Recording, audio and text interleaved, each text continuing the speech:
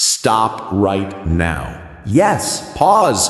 God is speaking directly to you, and this is urgent. He says, do not fear what is coming.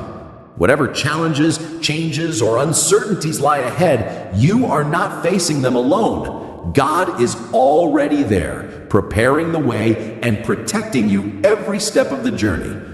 Isaiah 41:10 reminds us, so do not fear, for I am with you. Do not be dismayed, for I am your God. I will strengthen you and help you. I will uphold you with my righteous right hand. God says, do not worry about tomorrow. I am in control. I am your shield. I am your strength. Trust me and walk forward boldly, because I have already conquered what you fear. So lift your eyes, stand firm, breathe deeply. Do not fear what is coming. I am with you, and victory is already yours.